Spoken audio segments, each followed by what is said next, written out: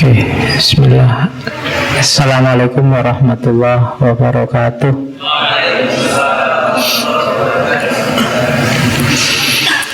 Bismillahirrahmanirrahim. Alhamdulillahirabbil alamin.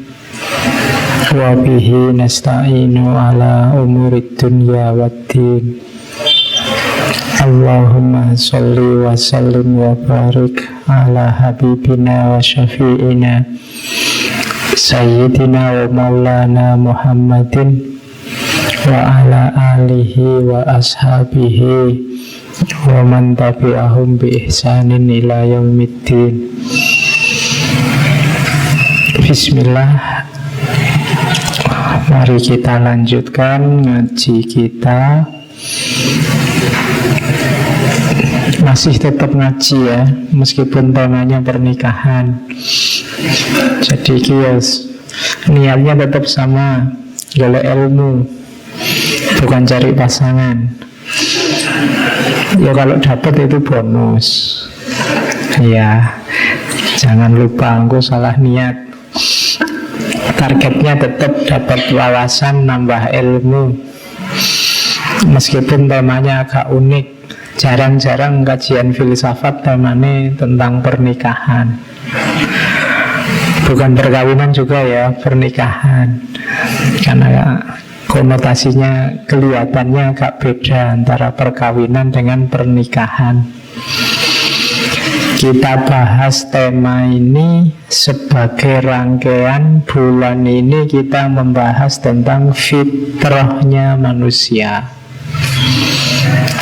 Kemarin sudah diawali dari fitrah, kemudian kebutuhan kepada yang spiritual, yang ilahi dengan doa, itu juga fitrah. Kemudian fitrah manusia untuk berhumor, kebutuhan manusia untuk tertawa. Kemarin yang terakhir, kebutuhan manusia untuk bermain. Kalau ini saya tidak perlu menegaskan bahwa kamu butuh ini. Kamu sudah merasakan sendiri, apalagi seumuran-umuran teman-teman ini panas-panas sih tetap. Jadi masih nguntuk-nguntuk. Bayanganmu kalau pernikahan itu ya paling porsi paling besar kan tentang perkawinannya. Jadi arahmu kan mesti ke situ. Padahal nanti mungkin banyak rahasia, banyak nilai yang bisa kita gali dari pernikahan. Mungkin malam ini saya tidak sangat banyak ngomong tentang perspektif agama seperti malam-malam kemarin, karena sudah sangat banyak orang ceramah tentang hikmahnya pernikahan, manfaatnya nikah, dan macam-macam.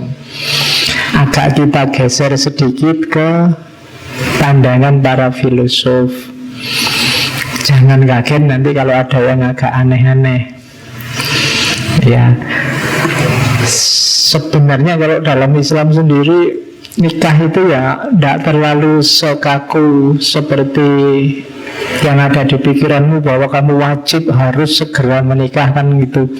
Pertanyaan yang paling kamu anggap ngeri kan itu kapan kawin, kapan nikah. Kalau dalam Islam itu hukum dasarnya menikah, satu-satunya sejauh yang saya tahu fuqaha ahli fikih yang bilang nikah itu wajib Imam Az-Zuhiri. Kalau Imam Malik, Imam Hambali, ya Imam Hanafi itu bilangnya sunnah.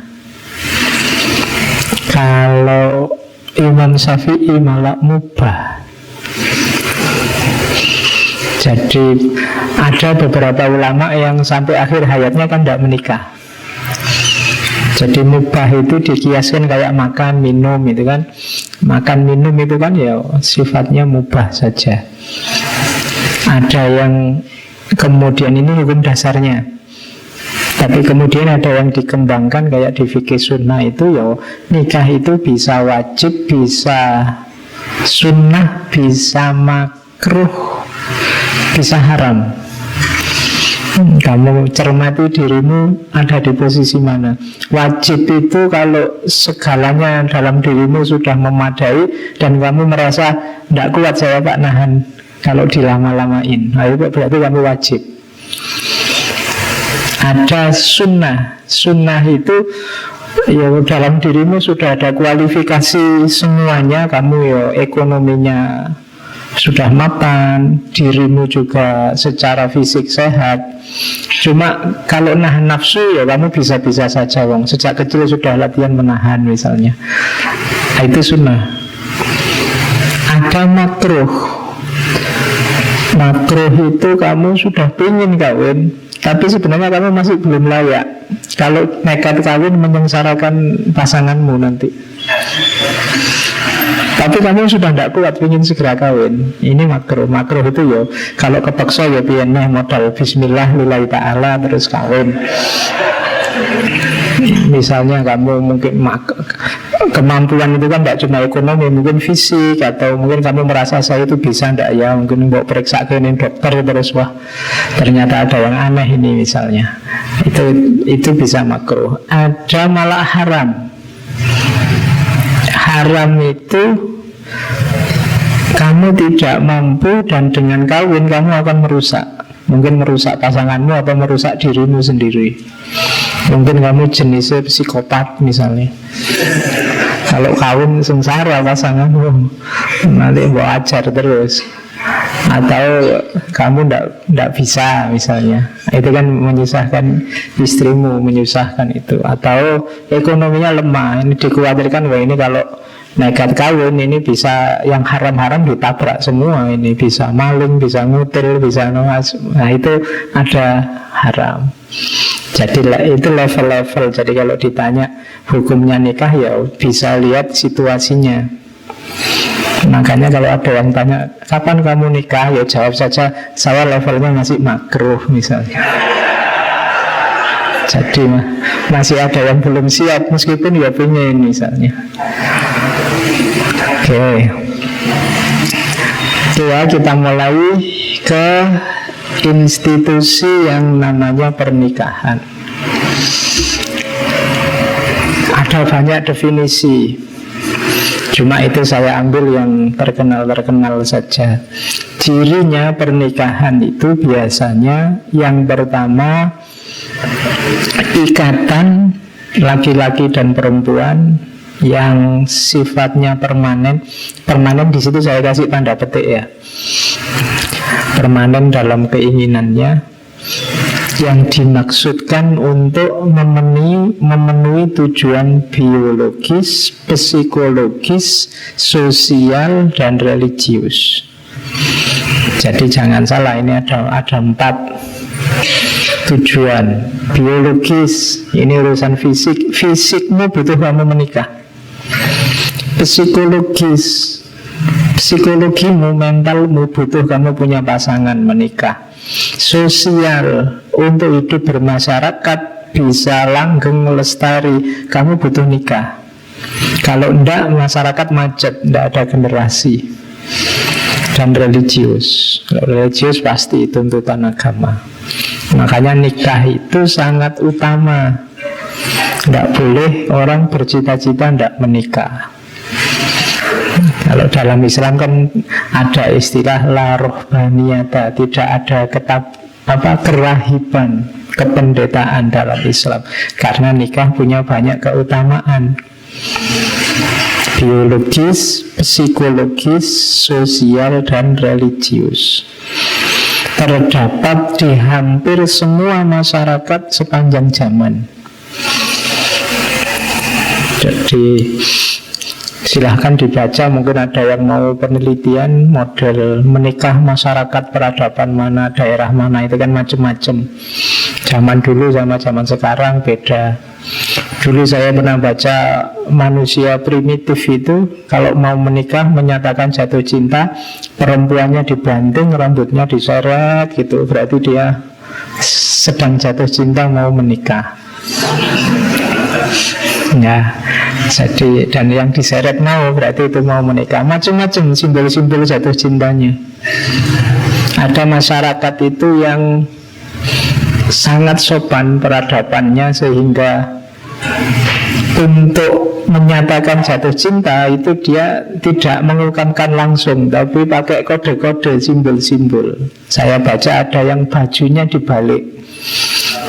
Kalau bajunya dibalik itu menunjukkan bahwa ini sedang nyari pasangan. Nah, kalau pasangannya suka tinggal datang terus, oke, aku siap, jalan. Kamu boleh pakai strategi itu. Nanti pulang dari sini waliin bajunya, berarti ya sedang nyari nih. Nah, nanti yang suka tinggal menemui, datang. Nah, itu ada di semua masyarakat, ada kode-kode pernikahan. Kemudian biasanya alasan paling dasar adalah penataan hubungan seksual. Itu motif utamanya biasanya itu. Karena kalau dibiarkan ini tidak karu-karuan. Orang sering menganalogikannya jangan kayak binatang lah. Binatang itu ketemu, dilirik sebentar, mojok, terus selesai. Cukup setengah jam, cukup 1 jam. Paling kalau bayar hotel jam-jaman kan murah. Ya, itu kan kita sering mengkritik itu, bahwa nikah. Kalau memang sudah pingin, sudah memenuhi syarat, nikahlah. Jadi menata hubungan seksual biar nggak ngawur, biar peradaban ini rapi, ketahuan siapa anaknya, siapa mau mewariskan visi misi hidupnya ke siapa, itu kan jelas. Kemudian menikah itu implikasinya hak dan kewajiban tertentu. Kalau ini jelas, saya tidak perlu menyampaikan di sini. Cari, googling banyak. Kewajiban suami. Biasanya yang sering nyari kewajiban suami itu perempuan. Nanti yang laki-laki nyari kewajiban istri. Oke. Terus harus dipopulerkan, harus diumumkan, karena nikah itu membutuhkan persetujuan masyarakat. Kamu kan tidak bisa ngarang sendiri gaya nikah yang seperti apa, misalnya kan tidak bisa. Pak, saya kawinnya tidak kayak biasanya, Pak. Saya ingin kawin yang tidak pakai wali, tidak pakai saksi, tapi pakai cheerleader, pakai itu, tidak bisa. Jadi kamu tidak boleh ngarang sendiri. Harus yang disepakati masyarakat, kemudian banyak orang tahu. Jangan sembunyi-sembunyi, nanti orang tidak tahu bahwa kamu sudah nikah. Bahaya juga nanti. Kalau kamu orang tidak tahu kamu sudah nikah, nanti kamu sekamar berdua bisa digerobyok sama hansip. Harus jelas. Karena apa? Ada implikasi hak dan kewajibannya.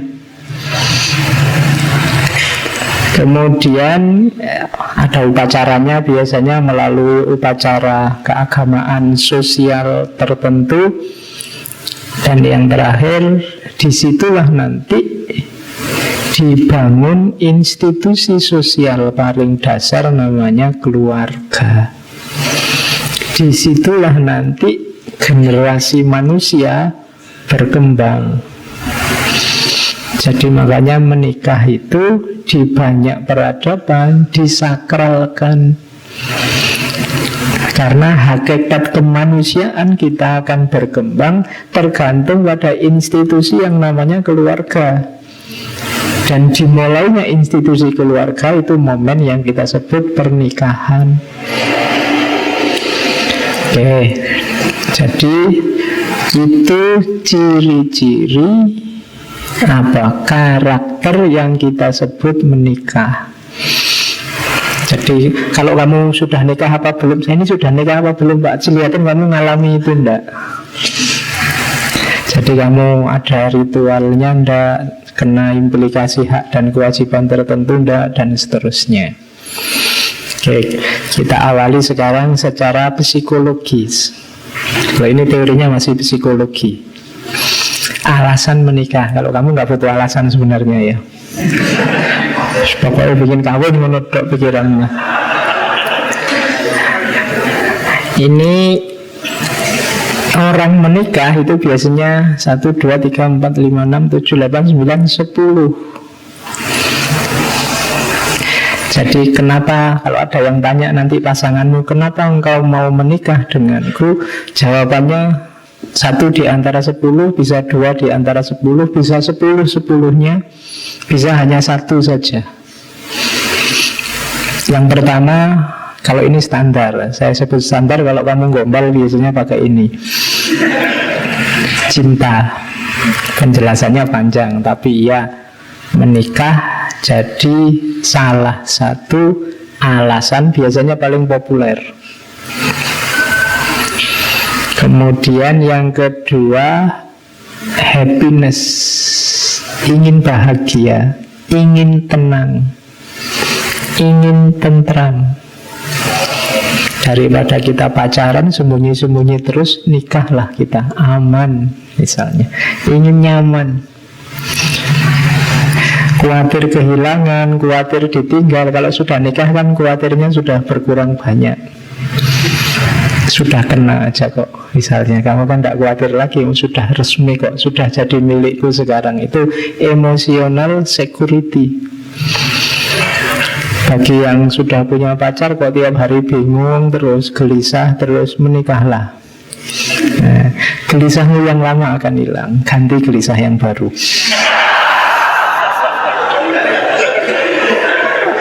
Oke, ya, tapi kan lumayan tenang. Kalau kemarin kamu masih sembunyi-sembunyi, dikejar-kejar. Seperti yang ketiga, companionship, escape from loneliness. Sekarang berdua, tidak lagi bersatu. Jadi sekarang sudah punya pasangan. Kalau tadi ada masalah dipikir sendiri, sekarang sudah berdua. Masalahmu, masalahku sekarang. Nah, itu escape from loneliness. Jangan salah, nanti mungkin pernikahan itu di usia-usia sudah tua, sudah lanjut, itu loneliness ini problem. Anak-anaknya sudah besar, sudah kemana-mana, di rumah hanya berdua. Jadi kesendirian bisa jadi motif untuk orang lebih baik menikah. Yang keempat, kalau ini drama ya banyak, parent wishes, membahagiakan orang tua, keinginannya orang tua. Itu motif juga, alasan menikah. Yang paling sering tanya kapan kamu nikah kan kalau kamu sudah cukup umur kan orang tuamu. Dulu waktu SMA, waktu kuliah dilarang-larang pacaran, begitu kamu lulus kapan kawin? Gitu. Ya kamu jawab, loh sejak kemarin nyari tidak boleh, sekarang suruh kawin. Jadi people parent wishes, jadi keinginan orang tua. Memenuhi keinginan orang tua itu kan kebahagiaan tersendiri. Jadi itu alasan keempat. Oke, ada alasan kelima, economic security. Ada orang menikah itu untuk ekonomi. Wah, saya ini lontang-lantung, alhamdulillah dapat pasangan sudah mapan. Nah, itu economic security. Saya ada tetangga dulu zaman saya kos itu, kerjaannya cuma becak, tapi istrinya 4. Tuh, pas saya ngobrol ternyata simpel motifnya ekonomi. Karena istrinya 4 ini, 4-4-nya jualan di pasar. Yang satu jualan apa, ini jualan apa, jualan apa. Jadi kan ada 4 pedagang ngumpul jadi satu tambah tukang becak. Secara ekonomi terjamin.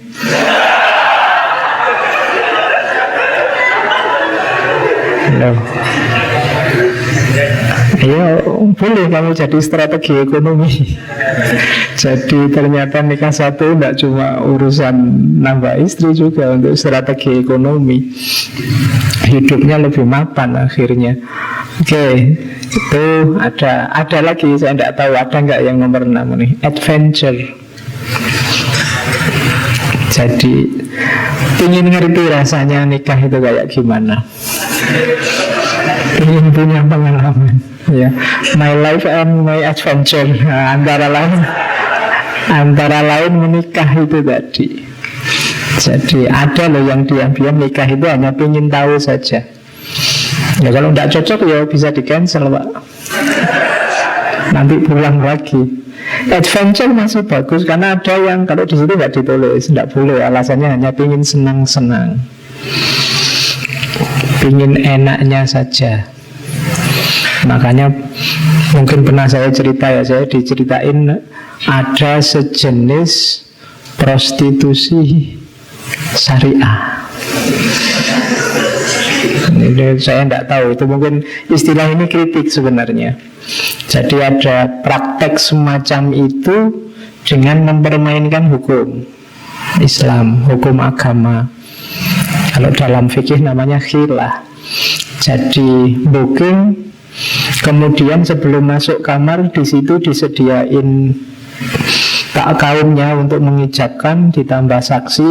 Tidak butuh wali karena perempuannya juga sudah tidak single lagi, janda.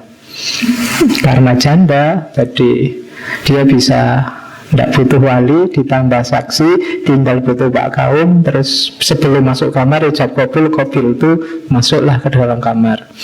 Besok pagi kalau sudah selesai, ya saya ceraikan engkau. Jadi bisa secara fikih bermain semacam itu. Ya kalau mau hanya lihat itunya sah. Tapi kalau model kayak gini, kamu nanti bisa tiap malam ganti pasangan. Mobil itu terus kamu tiap malam. Jangan-jangan nanti kamu juga milih madhab yang bahkan tidak butuh yang menikahkan, tidak butuh saksi, yang penting antara bin juga sama suka, sah. Bisa semacam itu kalau ingin hanya mempermainkan hukum. Makanya di situ tidak tak tulis, hanya ingin senang-senang. Visi dan misi dari pernikahan hilang. Itu hanya beli. Sama saja kayak yang beli yang lain. Jual beli itu kan asal suka sama suka selesai. Jadi itu masih tidak termasuk alasan menikah, karena itu bagi saya tidak menikah. Mungkin hanya kawin. Kalau kawin iya. Terus compatibility and common interest. Ada orang nikah itu karena cocok. Wah, saya ngobrol setengah jam cocok, semoga besok dilamar lah misalnya. Nah, itu ada kecocokan. Ternyata minat kita sama. Ada yang begitu.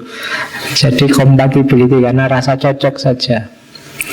Terus mungkin yang muda-muda banyak yang ini physical and sexual attraction, tertarik karena secara fisik. Atau mungkin bukan fisiknya tapi seksual, karena pikiranmu ke situ terus lihat siapa saja bayanganmu kapan kawin itu, terus akhirnya ya terus ya kawin. Jadi itu physical and sexual attraction. Terus yang ke-9, kalau ini perempuan banyak ingin punya anak, ingin momong anak, ingin punya penerus. Nah, itu alasan menikah.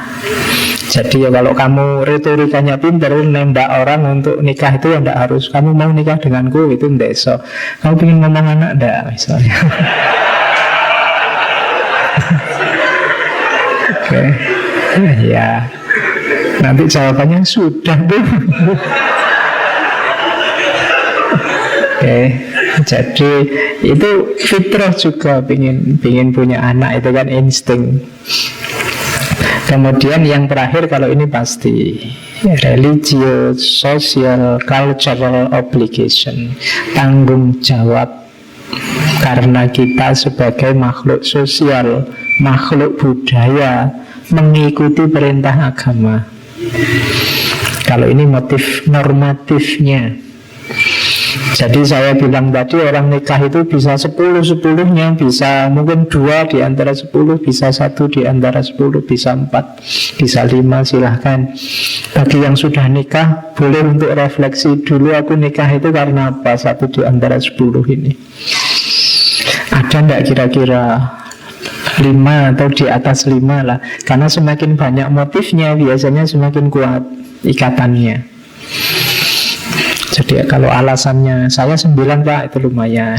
Saya 1 Pak, itu aja saya tidak yakin. Mungkin setengah Pak misalnya.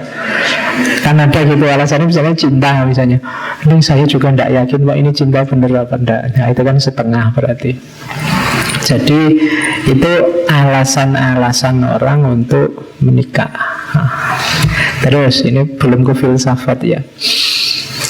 Kenapa menikah itu penting?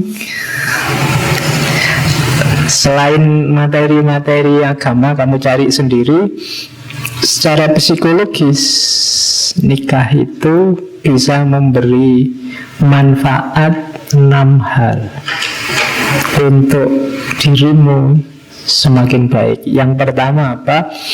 Sense of purpose. Sense of purpose itu tujuan hidup, rasa punya tujuan. Jadi sebelum kamu nikah kan masih melantur kemana-mana. Mungkin kamu punya kerjaan tapi juga duitnya kamu habis-habisin entah buat apa. Tapi kalau sudah nikah biasanya sudah ada arahnya. Jadi itu namanya sense of purpose. Bagi yang merasa hidupnya hampa, sendirian tanpa teman, menikahlah. Nanti ada arahnya. Kalau sebelum nikah kamu sendirian bengong, bingung mau ngapain. Tapi kalau punya pasangan, ngapainnya banyak. Bisa macam-macam. Jadi itu namanya sense of purpose. Sebelum kamu menikah, pulang semalam apapun sak karepmu, kamu pulang jam 3 subuh juga tidak masalah, nongkrong, begadang. Tapi setelah nikah ada sense of purpose. Kamu sudah punya keluarga, keluargamu mau diapain, mau dibawa kemana. Itu namanya sense of purpose. Itu manfaat pertama. Manfaat kedua, drive to work hard, mendorong untuk kerja keras. Kemarin kamu kerja santai, sak suka-sukamu aja ya. Berhubung sudah punya istri, punya keluarga, biasanya terdorong untuk bekerja keras. Yang perempuan juga gitu. Kemarin mungkin tidak bisa masak ya sak-sak paling Indomie sama air putih. Tapi begitu masak, punya suami, punya keluarga kan terus, wah ini latihan nih gitu. Untuk menyiapkan makanan, masak macam-macam. Dalam banyak hal, mungkin juga membantu suami bekerja, mungkin juga macam-macam. Drive, work hard. Kenapa? Karena tadi ada purpose yang harus diwujudkan. Terus happiness chance. Nikah itu banyak momen bahagianya. Yang ini sering dilupakan oleh yang sudah menikah, apalagi yang sudah menikah lama. Kalau dihitung sejak kamu ijab kabul sampai mungkin yang sudah nikah ya, sekian tahun, itu momen bahagianya pasti lebih banyak. Hanya kadang orang itu yang diingat dan yang menggelisahkan selalu momen sumpek dan sedihnya dan masalah-masalahnya. Banyak. Wong kamu diterima untuk nikah aja kan dulu senengnya luar biasa. Belum malam pertama, apalagi malam kedua, ketiga, mbak seneng lagi. Sudah semakin banyak malam ya semakin seneng. Harusnya begitu. Cuma cirinya manusia itu, kesenangan itu kalau berulang dan bolak-balik itu terus, biasanya terus ada bosennya. Karena kehilangan rasa syukurnya. Padahal kamu dapat kebahagiaan banyak, luar biasa. Jadi happiness chance dibandingkan yang sendiri. Jadi kalau yang hidup sendiri ya kebahagiaannya terbatas karena dia sendirian. Kalau berdua banyak. Terus constant support. Orang yang sudah nikah dapat supporter terus menerus dari pasangannya, gratis, saling mendukung. Itu constant support. Terus selflessness, latihan untuk tidak egois, tidak menang sendiri. Yang paling efektif adalah dengan kamu menikah. Pacaran masih belum. Pacaran mungkin karena merasa belum resmi, belum sah. Kadang-kadang orang masih egois. Tapi begitu kamu nikah, mau tidak mau harus kerjasama. Tidak bisa sendiri-sendiri, menang-menangan. Selflessness. Jadi dengan menikah otomatis kamu tidak perlu diperintah, ayo ngalah loh sama pasangannya. Tidak perlu begitu otomatis. Karena kalau tidak begitu, tidak bisa hidup bersama. Jadi selflessness. Dan yang terakhir, better physical and mental health. Saya tidak tahu, saya pernah baca berita bahwa orang yang sudah menikah itu harapan hidupnya bisa nambah 4 tahun. Hitung-hitungannya sekondi. Jadi mungkin semakin sehat, semakin apa-apanya tertata, mengurangi stres banyak. Jadi better physical and mental health. Makanya manfaatnya banyak, menikahlah yang sudah cukup umur, memenuhi syarat, apalagi ada pasangannya. Ya nomor satu kan itu kan, kayak di humor-humor itu bahwa syaratnya orang nikah itu kalau bahasa Jawa namung kalih. Ya, kalih sinten, sama siapa. Oke, jadi manfaatnya banyak. Terus ini saya ngomong psikologi dulu sebelum ke filsafatnya. Kalau ini buat parametermu besok ya. Keluargamu ada di titik mana?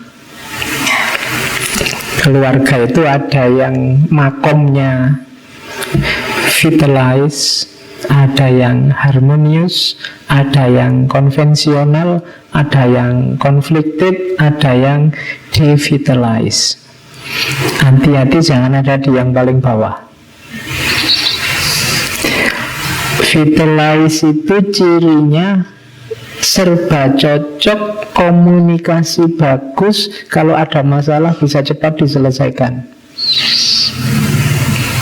Keluarga kita kalau cirinya ini bukan berarti tidak ada masalah. Kalau ada masalah bisa selesai karena komunikasinya bagus.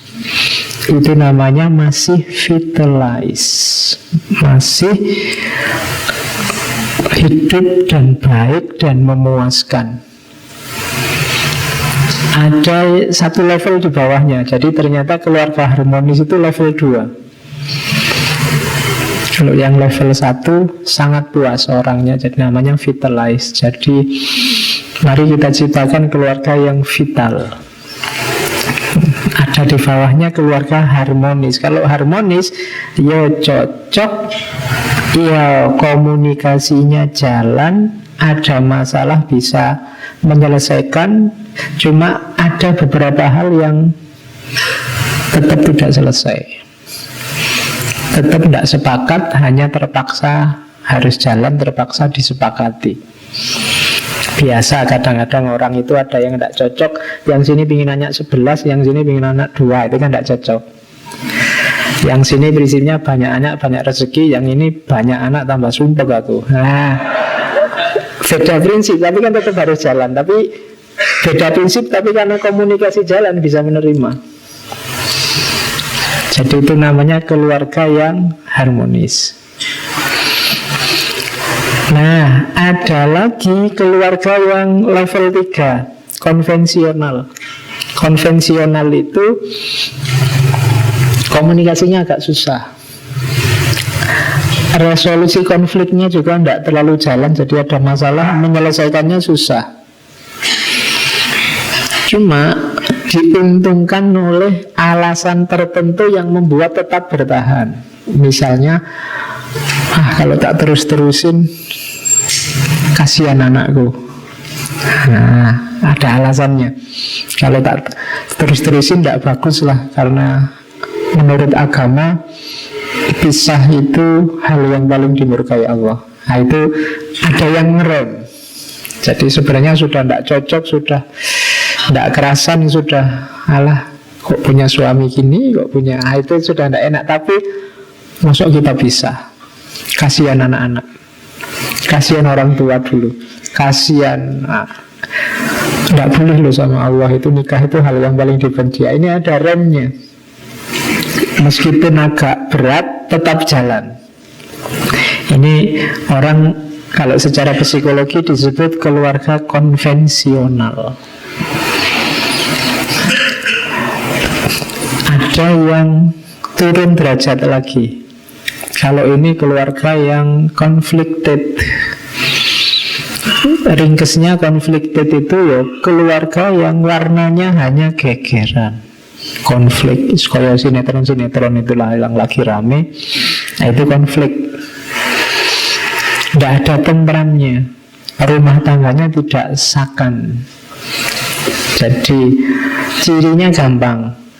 Keluarga itu ketika coraknya sudah conflicted, penghuninya lebih kerasan di luar rumah. Itu berarti conflicted. Males pulang, mesti nanti rame lagi. Itu berarti conflicted. Kamu yang belum nikah belum tahu, bayangkan aja. Iya. Jadi nanti ada momen itu conflicted. Jangan dibiarkan berlarut-larut, cepat-cepat nyari jalan keluar. Kalau tidak akan sampai pada titik terakhir, devitalize. Keluarga yang kehilangan gairah hidupnya biasanya terus berakhir entah secara resmi dengan cerai atau ya sudah pisah-pisahan. Kadang-kadang jasadnya saja yang berdua tapi batinnya kemana-mana. Tahsabuhum jami'a wa qulubuhum syatta. Kalau pas di syuting aja kelihatan bareng senyum-senyum, tapi di rumah tawuran. Devitalize. Sudah tidak ada daya hidup lagi di rumah itu. Nah, kalian analisis nanti ya. Pegang ini besok kalau kamu nikah, jadikan ini parameter. Kamu ada di gradasi mana? Bahkan ketika hanya sampai di konvensional, cepat-cepat nyari tambatan untuk bisa nyaman berdua. Kalau tidak akan turun jadi konflik. Paling tidak ada di harmonis. Syukur-syukur ada di level vitalize. Jadi ini 5 hierarki kondisi keluarga. Oke. Itu tadi perspektifnya psikologi. Kalau ini perspektifnya sosiologi. Ini agak teori ya, agak berpikir sedikit. Jadi ada teori cinta dan pernikahan. Kayak tadi kita selalu bilang bahwa lo nikah itu harus ada cintanya, Pak. Pandangan itu benar, tapi dulu ada pandangan yang berbeda. Nikah kalau dulu itu tidak harus didahului dengan cinta. Jadi nikah ya nikah, cinta ya cinta, dua hal yang berbeda. Kalau ada orang menikah dan ada cintanya itu bagus, tapi tidak harus selalu. Bahkan ada budaya yang zaman dulu tapi ya, kalau pernikahan ini didahului cinta malah dicurigai. Jadi di situ disebut ya, ada penelitiannya Stephanie Kunz. Jadi banyak masyarakat misalnya India kuno, Cina kuno, jadi cinta-cintaan sebelum pernikahan itu dilarang. Makanya mungkin ada film tertentu yang ceritanya malah kalau dia pacaran tidak akan dinikahkan. Ada konotasi lain bahwa menikah ini sesuatu yang mulia, yang luhur, hubungannya sama budaya, sama masyarakat, bahkan sama Tuhan. Sementara cinta ini sentimen pribadi. Jadi sesuatu yang sifatnya pribadi tidak boleh merusak yang lebih utama, komitmen yang lebih utama, seperti dengan Tuhan. Nikah itu kan hubungannya banyak hubungan sama Tuhan, maka boleh ada cinta di situ saya sebut, tapi dia tidak utama untuk pernikahan itu dulu ya. Jadi cinta itu bonusnya. Alhamdulillah kalau yang menikah sama kita itu yang kita cintai. Tapi kadang-kadang nanti yang nikah sama kita belum kita cintai. Saya nggak ngomong yang tidak kita cintai ya, belum kita cintai. Mungkin kamu dijodohkan, mungkin kamu terpaksa, mungkin kamu macam-macam alasannya, atau dulu pacarannya sama siapa, dapatnya sama siapa. Ya, dulu ganti-ganti pacaran ini, alah dapatnya cuma yang itu. Misalnya Kan sering cerita-cerita begitu. Lu memang karena nikah dan cinta itu dua hal yang tidak selalu jalan bersama. Zaman dulu di beberapa budaya malah dianggap tabu. Makanya kadang-kadang di masyarakat tertentu kalau kelihatan asik pacaran berdua itu malah cenderung dipisahkan. Kebalikannya sekarang, itu kan secara sosial dulu sama sekarang. Kalau sekarang mungkin lebih banyak orang yang punya pandangan bahwa cinta itu harus mendahului pernikahan. Jadi cinta ini yang utama. Orang itu bukti cinta yang serius ya nikah itu. Nah, sekarang pandangan kita kan begitu. Tapi ada filosof namanya Ben Sif. Ini filosof Israel, sebenarnya Yahudi. Jadi hari ini percintaan itu jadi dasar prioritas pernikahan. Hanya saja katanya Ben Sif, seperti sering saya bilang, cinta ini kalau hanya levelnya cinta romantik, dia ada durasinya. Dia tidak akan menggebu-gebu terus. Kalau pernikahanmu dasarnya hanya cinta romantik kalau dalam agama mungkin pakai istilah mahabbah, belum nyampe mawaddah apalagi rohmah. Kalau hanya levelnya romantik, pada titik tertentu dia akan habis. Kayak baterai kehabisan, kayak HP kehabisan baterai. Kalau hanya itu dasarnya, maka katanya Ben Sif, itulah kenapa keluarga hari ini banyak yang kawin hanya mungkin belum ada setahun terus bubar. Kenapa? Dasarnya tadi cuma cinta romantik itu tadi. Cinta romantik itu kan ketertarikan, biasanya masih di level ketertarikan fisik. Hanya ingin seneng-seneng sebentar. Jadi katanya Ben Sif, kenapa keluarga hari ini kelihatan rapuh, ikatan pernikahan kelihatan kok gampang sekali putus? Ada logika ini. Ya meskipun nggak selalu benar. Kalau cintanya lebih dalam mungkin bisa awet juga. Cuma banyak orang mengartikannya simpel, pokoknya pacaran ya terus nikah. Ketika dia tidak dalam, mungkin setahun 2 tahun itu biasanya terus. Kalau hanya bermain di level romantik, tidak akan lama pasti terus akan cepat sekali dari vital turun jadi harmonis, terus mungkin sebentar konvensional, setelah itu konflik terus, dan akhirnya devitalize. Kenapa? Tidak dalam ikatannya, tidak kuat. Padahal kalau dalam Islam itu kan pernikahan kan disebut misakon holidho, ikatan yang sangat kuat. Maka dia butuh pengikat yang sangat kuat. Makanya tadi di depan saya sebut ada banyak alasan. Bikin sebanyak mungkin alasan untuk kamu bisa tetap bareng berdua. Kalau enggak, kalau hanya seneng-seneng yang kamu target, enggak akan lama. Oke, nanti penjelasannya di belakang kenapa kalau hanya itu enggak akan lama. Oke, secara sosial ya. Ini juga sosial sebenarnya. Saya belum masuk ke filsafat. Secara sosial biasanya juga hubungan antar manusia, 2 orang manusia dalam pernikahan, ini dalam pacaran juga sebenarnya sering juga ada masalah ini. Titik-titik masalahnya ada di 1, 2, 3, 4, 5, 6 hal. Kalian yang punya pasangan, perhatikan 6 hal ini. Akar masalahmu tidak akan lepas dari 6 itu. Jadi kalau ada masalah, aku dulu punya pasangan kok gegeran terus Pak, coba cermati. Pasti 1, 2, atau 3 di antara 6 itu. Yang pertama apa? Komunikasi.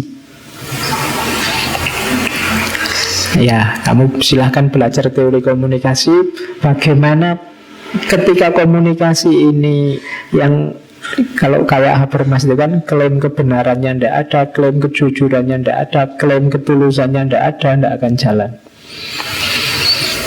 Dulu waktu pacaran kelihatannya seperti apa, begitu menikah kok berubah banyak. Nah, itu berarti dulunya salah komunikasi. Yang gombal-gombal dianggap asli. Ya, sekarang begitu nikah kaget. Waktu berumah tangga juga begitu. Perhatikan komunikasi. Ada apapun komunikasikan. Makanya tadi rankingnya keluarga mulai vitalize sampai devitalize tadi, kuncinya kan komunikasi. Bisa menyelesaikan masalah, komunikasi jalan atau enggak. Kunci pertama itu masalahmu. Sebagian paling besar masalah komunikasi. Yang kedua prioritas. Ya, manusia itu betapapun dia hidup berdua, masing-masing punya persepsi, punya visi yang kadang-kadang berbeda. Yang sini prioritasnya apa, yang sini prioritasnya apa. Yang sini karir dulu, yang sini anak dulu. Yang sini pingin kuliah dulu sampai S3, yang sini kan pinginnya kerja saja langsung. Prioritas-prioritas. Prioritas itu seperti sering saya bilang, hidup ini banyak pilihan yang bukan milih yang baik sama yang jelek, tapi yang baik sama yang baik. Tapi mana yang harus didahulukan? Itu namanya prioritas. Kuliah ya bagus, punya anak ya bagus. Yang sini pengen punya anak dulu, yang sini pengen kuliahnya selesai dulu, terus rame. Nah, itu prioritas. Yang sini pengen nikah aja gampang, nanti urusan selanjutnya kuliah sambil jalan. Yang sini adalah kuliah dulu aja lah, nanti daripada tidak konsen kita nikahnya sambil mikir skripsi. Itu prioritas-prioritas. Itu kalau tidak cocok biasanya jadi sumber masalah. Kemudian yang ketiga, kalau sudah menikah biasanya berhadapan dengan ini, division of labor, pembagian kerja. Siapa yang keluar rumah, siapa di dalam rumah, siapa masak, siapa nyapu, siapa nyetrika, siapa. Itu sering jadi masalah. Ketika komunikasi tidak jalan, pembagian kerja tidak jelas, itu terus biasanya rame. Lah kok enak aku nyuci terus, lah aku kan kerja di luar paling di kantor cuma baca koran, baca WA, baca ya, pembagian kerjanya tidak fix. Ini juga sering jadi masalah. Terus intimasi. Intimasi ini biasanya orang itu menggebu-gebu kalau di awal-awal. Ketika sudah banyak urusan berdua, kedekatannya berkurang. Mungkin lebih dekat dengan teman-teman di kampusnya, di kantornya, lebih sering ketemu dibandingkan yang di rumahnya. Itu intimasi, itu sering juga jadi masalah. Kemudian in-laws. In-laws itu sebenarnya orang lain yang ada hubungannya dengan kita. In-laws itu kalau pernikahan ya keluarga. Itu sering jadi masalah. Keluargamu, keluargaku. Ada yang suka ganggu, suka ngerecoki, suka intervensi. Itu in-laws namanya. Mungkin mertua, mungkin sepupu, mungkin family, macam-macam. Itu juga sering jadi masalah. Perhatikan nanti itu. Komunikasikan sebaik mungkin.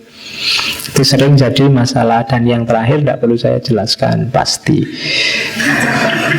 Yo, duit. Itu pasti sudah ya. Oke, itu pengantar-pengantar sebelum kita masuk ke filsafatnya. Sekarang kita mulai melihat philosophy of marriage. Kita buka dengan dawuhnya Socrates ya. Ya. Oke. Yang pertama katanya Socrates, whether you will marry or not, you will regret. Jadi anak-anak muda katanya Socrates, engkau menikah atau tidak menikah, engkau akan menyesal. Ya wis. Ya tentunya yang disesali beda ya. Itu dalam. Kamu silahkan berpikir sendiri. Begitu kamu nikah, nanti ada banyak hal yang hilang dan kamu sesali. Ngapain dulu nikah, sekarang nggak bisa. Nah itu pasti ada banyak. Nggak nikah apalagi. Ketika kamu tidak nikah juga kamu akan menyesal. Jadi diawali dari kalimat ini, whether you'll marry or not, you'll regret. Tapi katanya Socrates, by all means marry. Tapi apapun yang terjadi, menikahlah. If you get a good wife, you will become happy. Kalau engkau dapat istri yang baik, engkau akan bahagia. If you get a bad one, kalau engkau dapat istri yang jelek, you will become a philosopher. Jadi kalau engkau dapat istri yang jelek, kamu akan jadi filosof. Tenang aja.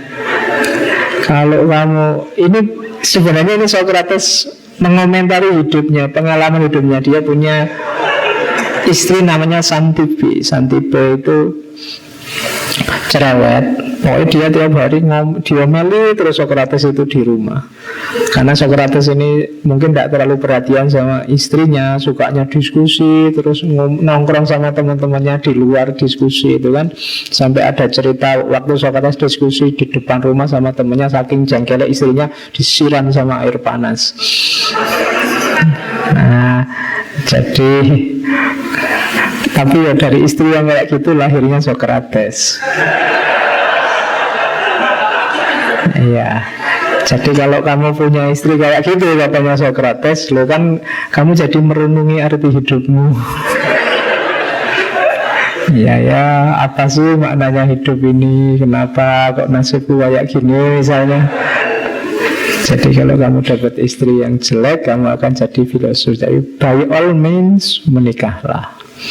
Katanya Socrates, kalau kamu dapat istri bahagia, dapat istri yang baik, kamu akan bahagia. Kalau kamu dapat istri yang jelek, kamu akan jadi filosof. Oke, diuraikan agak detail oleh Maulana Jalaluddin Rumi dalam Fihi Ma Fihi. Katanya Jalaluddin Rumi, itu kebiasaan kita ini, siang dan malam engkau senantiasa berjuang, berusaha mengubah akhlak lawan jenismu, pasanganmu, untuk membersihkan ketidaksucian mereka dan memperbaiki kesalahan-kesalahan mereka. Lebih baik mensucikan dirimu sendiri melalui mereka daripada mencoba mensucikan mereka melalui dirimu. Ubahlah dirimu sendiri melalui mereka. Temuilah mereka dan terimalah apa saja yang mereka katakan. Walaupun dari sudut pandangmu ucapan mereka itu terdengar aneh dan tidak adil. Jadi jangan salah, katanya Jalaluddin Rumi, menghadapi pasanganmu. Orang itu biasanya hidup dengan ideal-idealnya, kemudian ingin memaksakan ideal itu pada pasangannya. Menurutku yang baik itu begini, kamu harus ikut kayak gitu. Menurutku yang baik itu begitu, kamu seyogianya seperti itu. Kita selalu begitu pinginnya.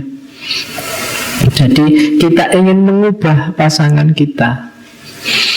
Katanya Jalaluddin Rumi, keliru cara berpikir begitu. Kita oleh Allah diberi pasangan itu untuk meningkatkan kualitas hidup kita. Jadikan pasangan kita untuk menyucikan diri kita. Mungkin pasangan kita baik, jadikan itu pijakan, iya ya, harusnya aku lebih baik dari dia.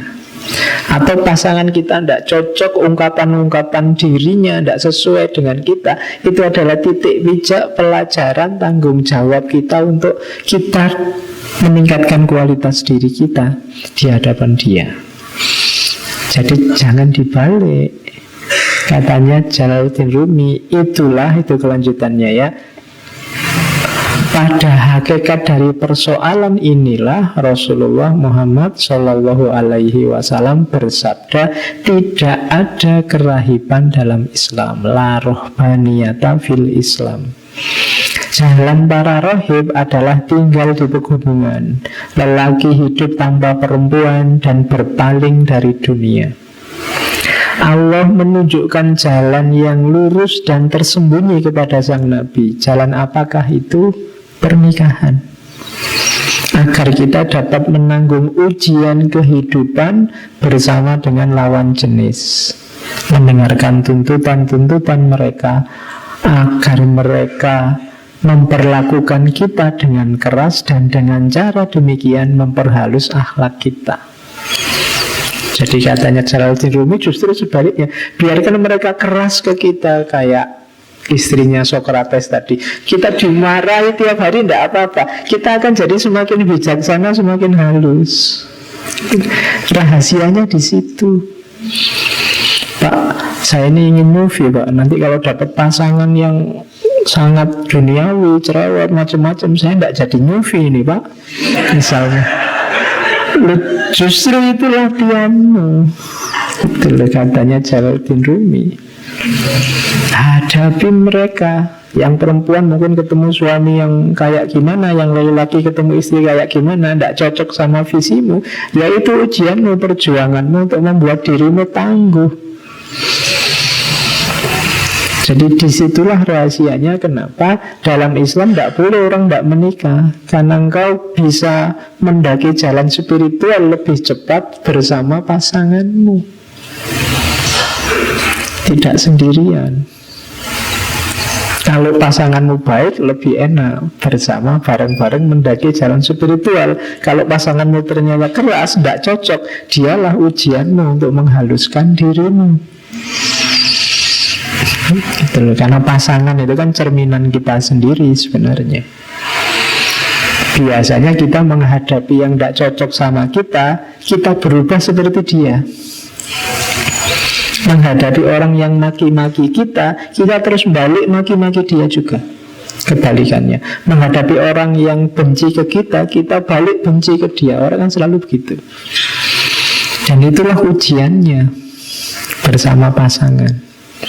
Jadi katanya Jalaluddin Rumi, enggak, menikahlah apapun yang terjadi, jangan jadi rohib, jangan jadi pendeta. Semoga di sini tidak ada ya yang tidak pengen nikah. Cita-citanya jadi pendeta berarti. Tapi jadikan itu pijakan untuk menaiki tangga spiritual. Ujiannya di situ. Kalau Jalaluddin Rumi kan mirip Sokrates tadi. Kalau Sokrates kan kalau kamu menikah minimal kan jadi filosof. Kalau ini jadi sufi kamu. Gitu. Mendaki jalan sufi lewat jalur pernikahan. Nah, itu yang jarang diperhatikan orang. Makanya Rasulullah kan sering cerita ada sahabat yang cuek sama istrinya di masjid terus tidak pulang-pulang, kan malah dimarahi. Karena semuanya ada haknya, ada fungsinya. Punya istri juga dia punya hak. Yang di situ sebenarnya itulah tangga spiritual kita, pembersihan diri kita. Itu nasihatnya Jalaluddin Rumi. Oke, kita masuk sekarang ke filosof yang ini harus agak hati-hati memahaminya. Nietzsche. Jadi ada beberapa gagasannya Nietzsche yang khas tentang pernikahan. Jadi Nietzsche punya prinsip kayak tadi, jangan nikah karena cinta, bahaya. Jadi katanya Nietzsche, dia punya rumus. Yang pertama apa? Nikah itu bukan dengan orang yang kamu cintai. Parameternya, carilah orang yang menurutmu asik diajak bicara. Cari orang yang jadi sahabatmu. Jadi nikahilah sahabatmu, katanya Nietzsche. Alasannya kayak tadi, kenapa cinta romantik itu durasinya bisa habis gitu.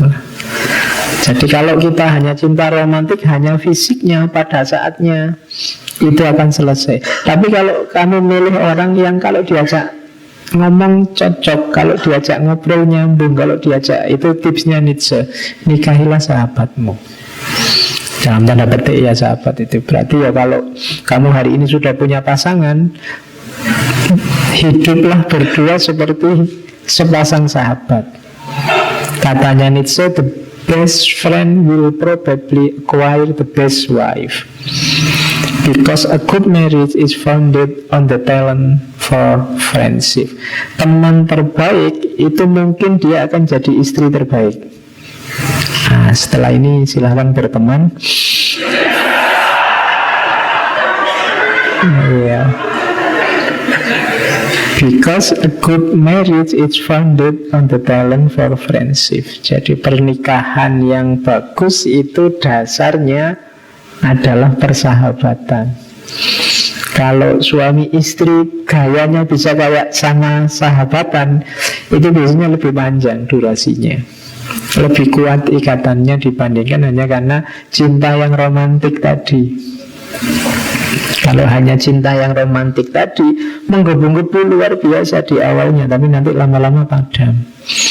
Makanya katanya Nietzsche, it is not the lack of love, but a lack of friendship that makes unhappy marriage. Jadi bukanlah kurang cinta, tapi kurang persahabatan. Jadi kalau besok kamu punya pasangan kok terus gegeran, terus digugat, cintamu yang dulu mana? Kalau cinta romantik sudah hilang. Jadi tidak usah ditanya, cinta yang jenis romantik itu pada hakikatnya cepat hilang. Yang sekarang tidak ada itu friendship-nya. Kalian kalau sama sahabat kan, yang punya teman punya sahabat kan bisa segitunya sama sahabat. Dan itu lebih long lasting, lebih lama, lebih abadi. Mantan teman itu kan jarang, kalau mantan pacar banyak. Ya kan? Oh, dia mantan temanku loh, tidak ada ya. Teman biasanya besok meskipun pisah lama tetap temanku. Tapi kalau pacar kan ya bisa jadi mantan. Jadi katanya Nietzsche, dia rumusnya cari sahabatmu, atau mode hidupmu berdua adalah mode sahabatan. Jadi makanya kan sekarang dijadikan modus kan, kalau kamu mau nikah enggak sama aku, enggak, kita sahabatan aja. Lebih abadi. Nah, katanya Nietzsche begitu.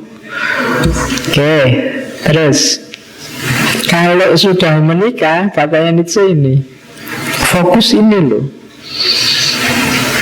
biar rumah tangganya langgeng, sukses, itu fokus lahirkan Uberman, Superman junior yang banyak. Jadi super babies, fokusnya ke situ. Sudah tidak usah macam-macam. Tadi kan orientasi hidup di pernikahan, orientasinya satu aja, super babies. Bikin generasi yang super, yang bisa mewujudkan potensi tertinggi manusia. Dan generasi super ini akan lahir dari ayah ibu yang juga super.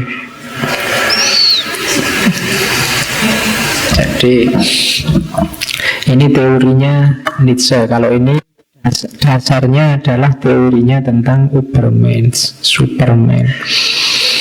Terus yang ketiga, ini Nietzsche ngeritik kalimat yang banyak dipakai di barat saat pernikahan. Jangan menjanjikan cinta abadi. Siapapun yang bilang cintaku padamu abadi itu pasti gombal. Katanya Nietzsche itu tidak cuma absurd tapi juga bohong. Tidak mungkin cinta bisa abadi. Makanya katanya Nietzsche, dia ketawa kalau orang nikah terus pakai ini, till death do us part. Kita hanya bisa dinikahkan, dipisahkan oleh kematian. Nietzsche tidak percaya, gombal, tidak ada yang kayak gini. Katanya Nietzsche apa? Tidak realistis. Usulnya Nietzsche pakai kalimat yang Jawa warna kuning itu. Harusnya diganti ini kalimatnya. For as long as I love you, I shall render to you the action of love. Selama aku mencintaimu, aku akan melakukan segala aktivitas cinta. If I cease to love you, kalau aku sudah berhenti mencintaimu, jadi cintaku sudah habis, sudah tidak cinta lagi, you will continue to receive the same action from me. Kamu tetap akan mendapatkan banyak sikap tindakan penuh cinta dariku, same action for me, though from other motive, meskipun dengan motif yang berbeda. Jadi aku tidak menjanjikan cintaku abadi, ringkesnya, tapi aku akan selalu baik padamu, entah dengan alasan apa-apa, tetap sebagai suami atau sebagai sahabat atau sebagai mantan.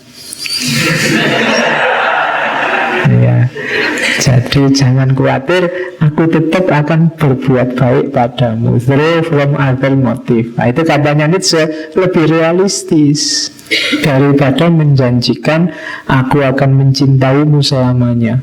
Hanya kematian yang bisa memisahkan kita. Itu prek, katanya Nietzsche. Iya, itu hanya ada di drama. Oke. Terus perhatikan ini buat laki-laki ya. Katanya Nietzsche, let men suffer. Kalau perempuan yang menerjemah itu, siksalah orang laki-laki. Biarkan laki-laki menderita. Kenapa? Katanya Nietzsche, ada beda tipe antara laki-laki dan perempuan. Kalau perempuan itu tipenya adalah ketentraman, kenyamanan, stabilitas. Sementara laki-laki sukanya tantangan, hambatan. Laki-laki itu potensinya akan muncul begitu dia dapat tantangan, dapat hambatan. Kalau hidupnya lancar terus, mulus terus, kehebatannya tidak akan kelihatan.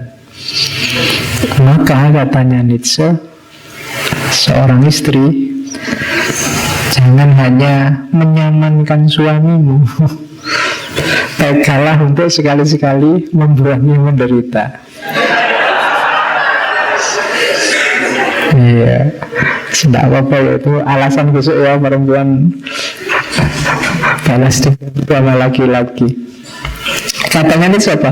All becoming and growth, everything that guarantee the future involve pain. Segala perkembangan, becoming and growth dan pertumbuhan, segala yang menjamin untuk masa depan itu involve pain, berisi banyak rasa sakit.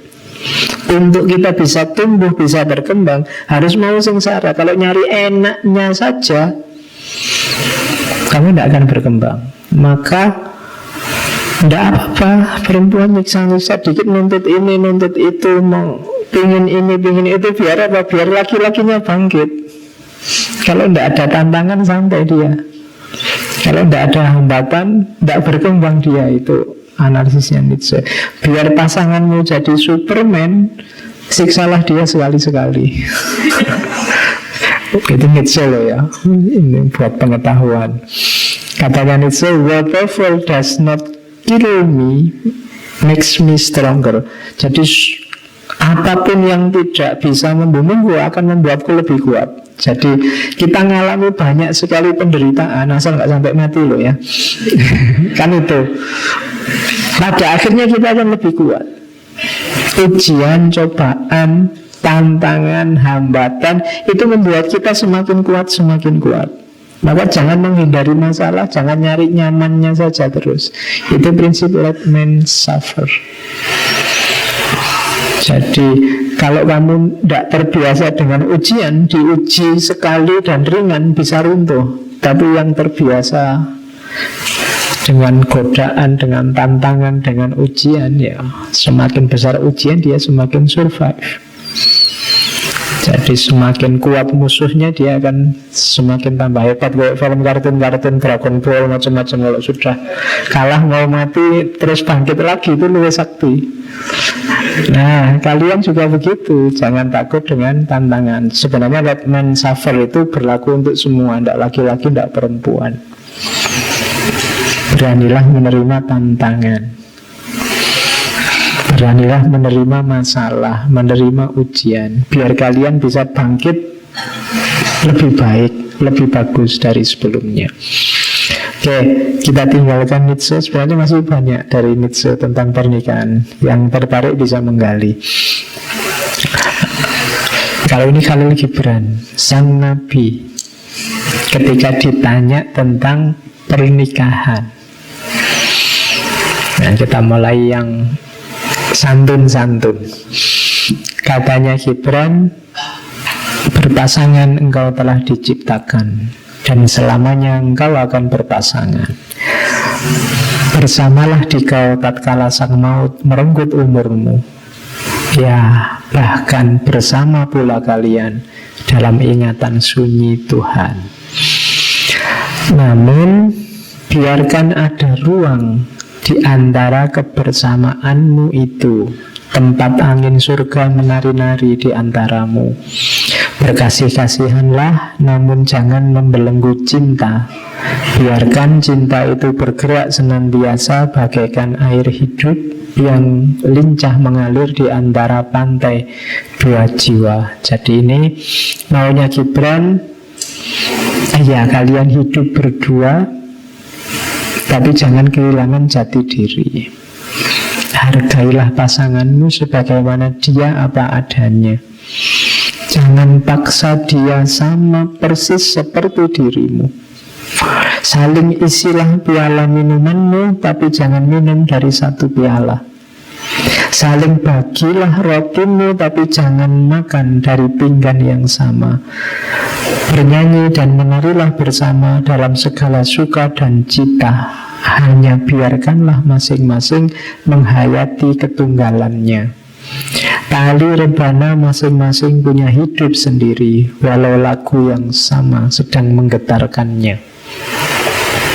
Jadi kita hidup berdua, kita hidup bersama, tapi biarkan perbedaan itu tetap ada. Jangan dipaksa untuk sama. Berikan hatimu, namun jangan saling menguasakannya. Sebab hanya tangan kehidupan yang akan mampu mencakupnya. Tegaklah berjajar, namun jangan terlampau dekat. Bukankah tiang-tiang candi tidak dibangun terlalu rapat, dan pohon jati serta pohon cemara tiada tumbuh dalam bayangan masing-masing. Rumah tangga itu masing-masing punya posisinya sendiri-sendiri.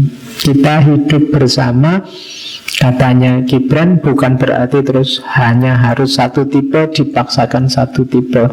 Kayak tiangnya masjid ini kan ya berdiri di posisinya masing-masing. Kalau diseragamkan, mbok ya seragam di tengah semua, malah rubuh masjidnya. Saling menguatkan itu ya sesuai dengan posisinya masing-masing, sendiri-sendiri. Yang sini tipenya apa, pingin apa, ahlinya apa, silahkan. Yang sini juga begitu. Biasanya ketika orang hidup berdua, yang sering jadi masalah besar adalah yang satu ingin keinginannya diwujudkan oleh yang satunya. Yang sini juga begitu. Akhirnya saling memaksakan idealnya. Harusnya kamu begini, yang sini harusnya kamu begitu. Jadi saling memaksakan. Nah, itu problem. Biasanya sumber konflik di situ. Yang sini kan ada uraian tentang bedanya laki-laki sama perempuan itu kan. Kalau laki-laki itu cenderung tidak terlalu fokus terhadap detail kecil, sementara perempuan itu sangat perhatian dengan detail yang kecil-kecil. Jadi kalau laki-laki kadang sepatu di mana, anduk di mana, piring di mana, sementara yang perempuan yang kayak gitu jadi masalah besar terus rame. Terus yang laki-laki bilang, alah cuma kayak gitu aja loh, sementara iya kalau gini terus-terusan aku yang capek, terus rame. Jadi masing-masing membunyikan idealismenya. Ingin yang sana ikut saya, sini ingin yang sini ikut saya. Laki-laki ingin mbok perempuan itu kayak aku, santai aja, meskipun tidak karu-karuan juga tidak apa-apa, yang penting nyaman. Sementara yang perempuan, mbok ya laki-laki tertib kayak aku, detail dan seterusnya. Nah itu dua-duanya memaksakan idealnya. biasanya terus rame.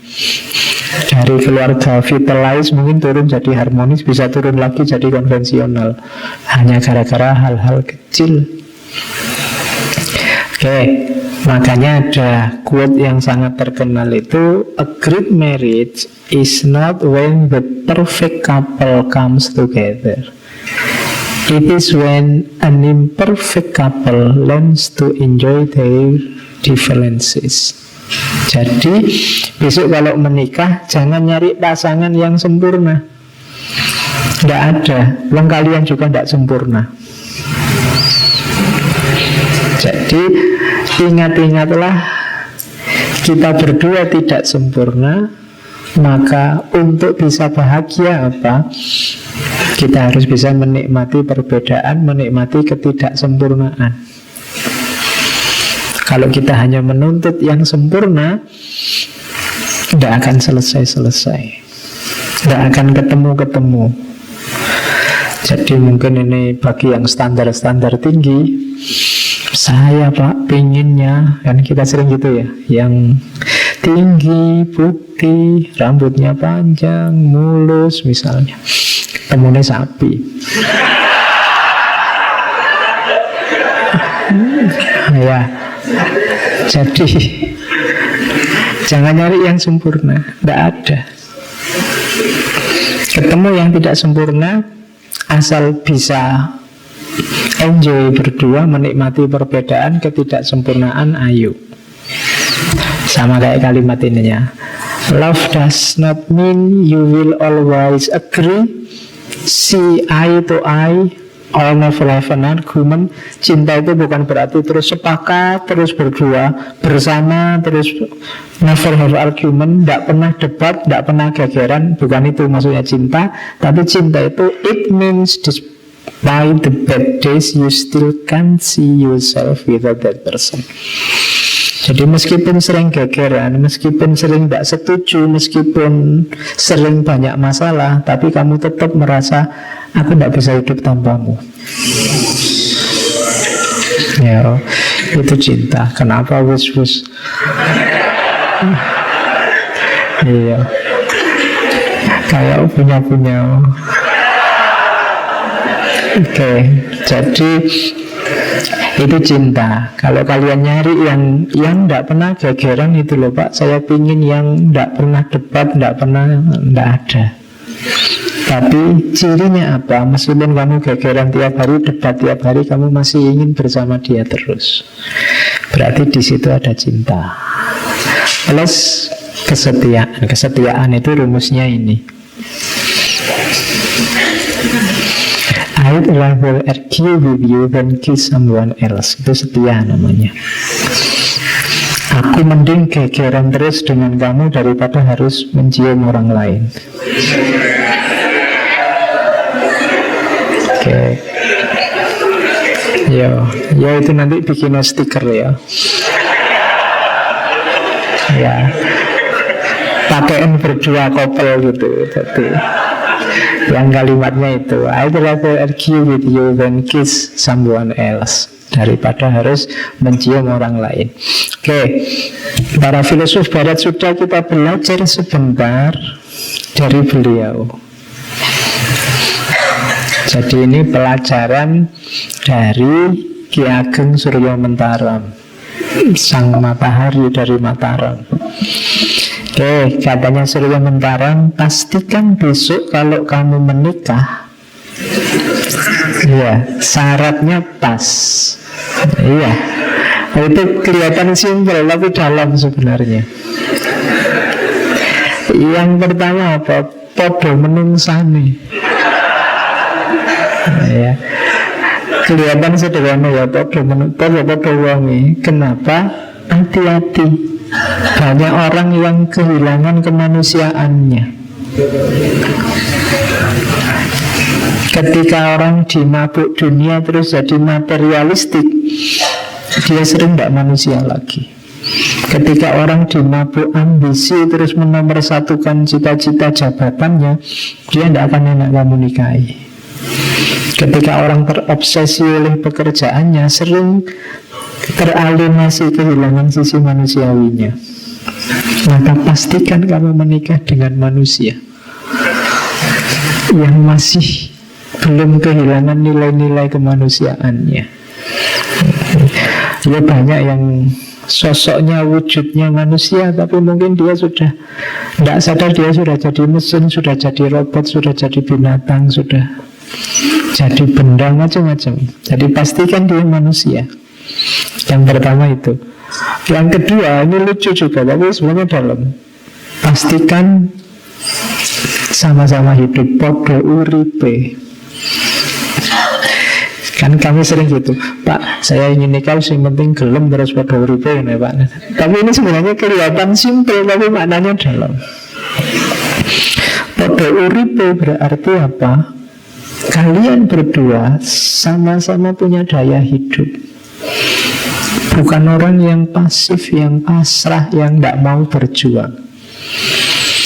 Jadi pastikan pasanganmu juga siap untuk berjuang. Podo uripe.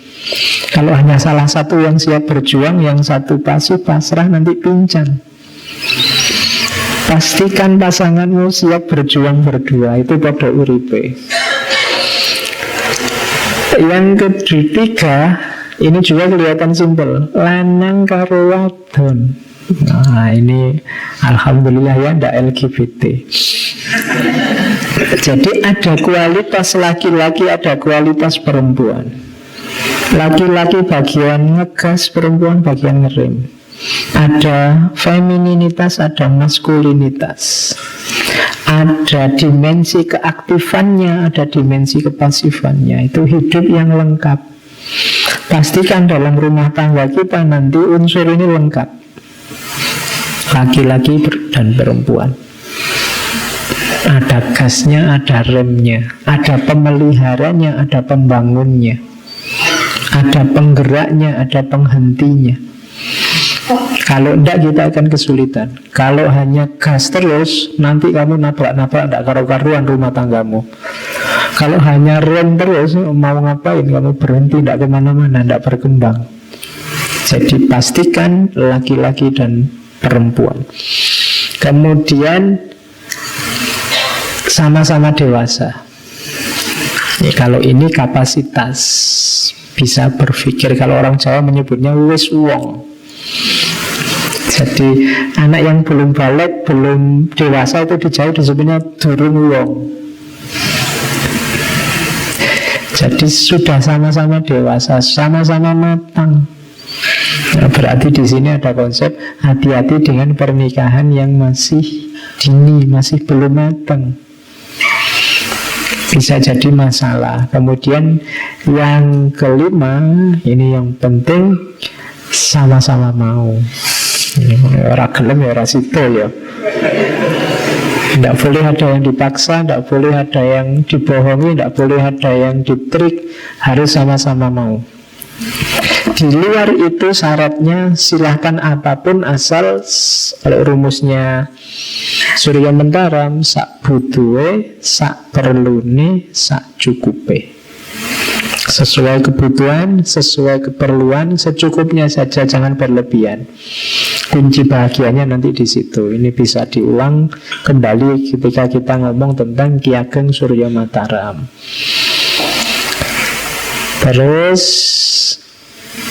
ini namanya kunci ini. Jadi Ki Ageng Surya Mataram ini nulis tentang laki rabi. Laki rabi itu pedoman untuk suami istri. Jadi tentreming laki rabi.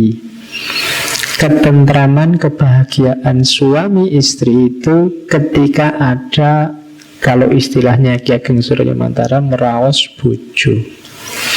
Jadi raos bojo itu rasa kesadaran berkeluarga, kesadaran istri atau kesadaran suami.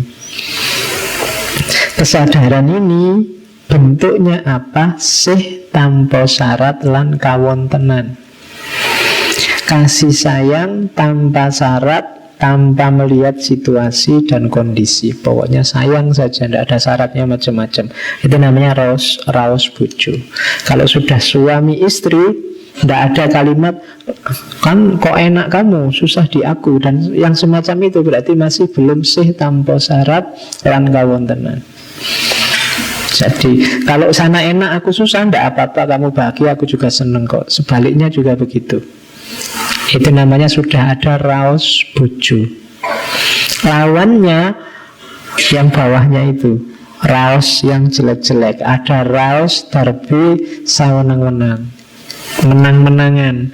Ada laki rabi selingkuhan, selingkuh khianat. Ada laki rabi ungkul-ungkulan, saling merasa benar. Suami istri selalu tanding siapa lebih baik, siapa lebih benar, terus gegeran. Ada lagi laki rabi ingkit-ingkitan, saling mencurigai. Ngapain tadi di luar? Coba lihat HP-nya. Itu gitu terus, itu ya terus konflik.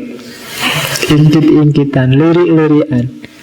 Kalau yang sebelumnya merasa dia paling benar, yang terakhir ini tidak percaya, tidak ada kepercayaan pada pasangan. Kalau penyakit ini ada, tidak akan ada ketentraman dalam keluarga. Jadi perhatikan rumus-rumus itu. Kalau ini syairnya yang saya bilang tadi. Jadi caranipun anggone nglampahi jejuduan serta bebojoan lan uga sesrawungane padha nyukupi butuh lestarining gesang lan jinis sami ambudidaya amrih bisa cukup. Ukurane dudu semat derajat tuwin keramat ingkang nomor 1 ananging nganggo rasa. Jadi cara menjalani perjodohan serta berkeluarga dan juga interaksi suami istri, yaitu bersama mencukupi kebutuhan, kelangsungan hidup dan jenisnya, bersama-sama berusaha supaya berkecukupan. Ukurannya bukan harta, kedudukan, atau kekuasaan, tapi menggunakan rasa. Jadi kunci kebahagiaan perkawinan itu ada di rasa. Bukan berapa kekayaannya, kedudukannya, kekuasaannya, tapi rasa. Banyak orang secara harta dia minimal, juga bukan orang besar, bukan pejabat orang penting, tapi dia lebih bahagia. Rasa perkawinannya lebih sering tertawa, lebih sering tersenyum dibandingkan yang uangnya banyak, yang kedudukannya tinggi. Kuncinya di rasa. Nah, jadi itu pelajaran dari Ki Ageng Surya Mentaram. Kalau dalam Islam rumusnya itu. Ini paling sering ini di sambutan pernikahan, ayat ini mesti disebut. Wa min ayatihi an khalaqalakum min anfusikum azwaja. Ini baris pertama. Di antara tanda-tanda ayat-ayat Allah, ini berarti ayat kauniyah, yang membacanya tidak di Al-Quran tapi melihat realitas. Wa min ayatihi, coba lihat di sekelilingmu ketika Allah khalaqalakum min anfusikum azwaja, menciptakanmu dan menciptakan dari dirimu sendiri, dari jenismu, dari kelompokmu, pasangan-pasangan. Manusia ada pasangannya, manusia laki-laki dan perempuan, itu min anfusikum azwaja. Baca itu. Gunanya apa sih ada azwaja? Litaskunu ilaiha. Jadi untuk kita sebagai sakan, tempat kita berdiam, tempat kita untuk tenang menikmati hidup. Jadi ini nanti diterjemahkan jadi sakinah. Jadi litaskunu ilaiha. Nah, ada apa dalam keluarga yang sakinah itu? Membacanya begitu kalau di ayat ini. Wa ja'ala bainakum mawaddata warahmah. Di dalam keluarga yang sakinah ada mawaddah, ada rahmah. Kalau ingin sukses sakinah, harus ada mawaddah, ada rohmah. Mawaddah itu cinta yang sangat dalam. Jadi orang tua ke anak itu jenisnya mawaddah. Jadi yang tambah syarat, mendalam. Kalau ini tidak lagi romantik tadi. Kalau hanya romantik itu mungkin tadi saya sebut banyak orang pakai istilah mahabbah. Makanya kadang-kadang kan cowok-cowok kalau sedang ngincer sopo nggak laku, tak mahabbahi loh gitu. Nah itu mahabbah itu membuat terpesona sementara. Naik satu level di mawaddah. Mawaddah itu cinta yang sangat dalam. Nah, cinta yang sangat dalam ini ada dimensi meluasnya, namanya rohmah. Rohmah itu efek dari cinta yang sangat dalam ini akan kelihatan di sekelilingnya. Perilakunya juga perilaku penuh cinta, lingkungannya juga terimbas, keluarga yang sakam tadi itu karena imbas rohmah ini tadi. Jadi cintanya sangat dalam, mawaddah, kemudian rohmah. Dia jadi berkah di sekelilingnya. Jadi petunjuknya Al-Quran, menikahlah, kamu akan tenang, kamu akan dapat sakam. Apalagi kalau sudah sakam, nanti di dalamnya akan tumbuh mawaddah warohmah. Untuk paham ini, kalian harus berpikir, kenapa inna fi dzalika la ayatin liqaumi yatafakkarun. Jadi mereka yang berpikir yang menemukan rahasia ini. Jadi yang tidak mau berpikir ya tidak akan ketemu. Makanya sering saya bilang kuncinya justru terletak pada berpikir. Oke, jadi itu yang agama. Terus ini tadi ya, saya ingin mengakhiri di sini. Marriage is not a destination, it is a journey. Jadi pernikahan itu bukan tujuan, bukan target akhir, tapi dia adalah sebuah journey. Jadi dia adalah perjalanan. Kalau dia sebuah perjalanan, perhatikan syarat-syaratnya biar perjalananmu nyaman. Jangan asal jalan. Perhatikan juga rutenya, kamu harus punya peta. Mau dibawa kemana jalanmu? Kalau hanya asal ala Pak nikah aja nanti bisa Pak ngerti enggak. Kamu harus tahu, punya rencana-rencana. Journey itu kan gitu, kamu mau melakukan perjalanan kan harus tahu nanti mau kemana, yang dihampiri mana saja, targetnya apa, ketemunya di mana, itu journey. Tidak sekedar jalan. Jadi harus tahu targetnya. Punya modal, punya bekal untuk melakukan journey. Nah, rumusnya apa? Bahwa dia adalah journey, rumusnya ini. Yang pertama apa? Diingat-ingat bahwa kebahagiaan maupun kesedihan dalam pernikahan sepenuhnya bergantung pada dua pihak, suami dan istri. Satu gagal, gagal dua-duanya. Karena ini sudah satu paket.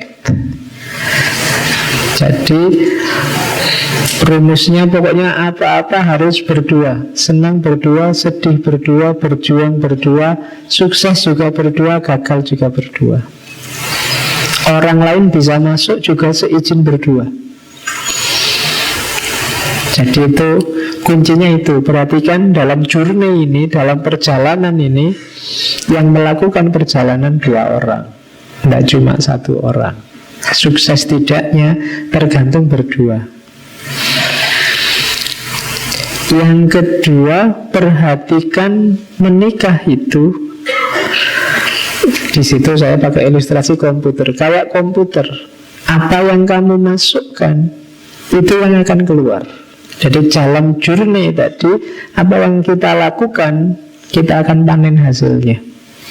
Kalau yang kita masukkan adalah ketekunan, kasih sayang, saling percaya, kepedulian, ketuhanan, kita akan dapat kebahagiaan, kepuasan, kepenuhan, kedekatan, keberanian.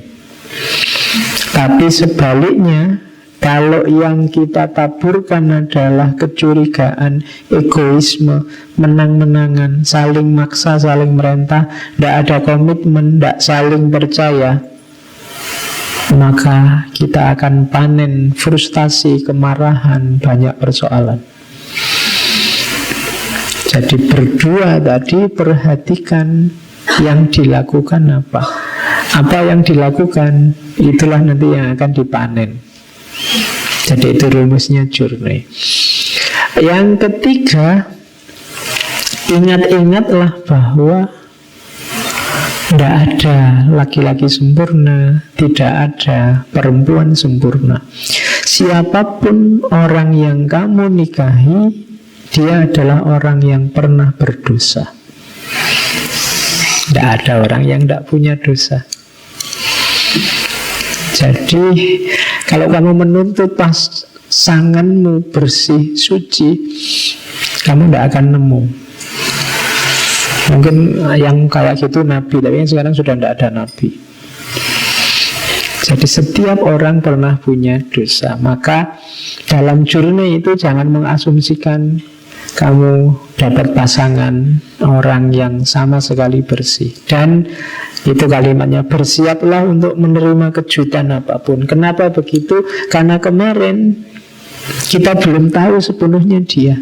Sekarang bersama, nanti lama-lama 1-2 wataknya, 1-2 karakternya akan muncul. Tidak usah kaget, biasa saja. Kemarin romantis sekali loh Pak, begitu nikah cueknya luar biasa, tidak usah kaget. Kemarin ada pamrihnya, biar kamu mau, biar kamu suka. Sekarang sudah suka, cuek doa, aslinya keluar. Romantisnya sama yang lain lagi. Iya. Jadi siap-siaplah, itulah pasanganmu. Jadi berjuang terus. Jangan masukkan yang jelek-jelek, nanti keluarnya juga yang jelek-jelek. Yang selanjutnya, pernikahan itu kayak dalam tanda petik ya. Di situ saya kasih tanda petik. Sifatnya gambling.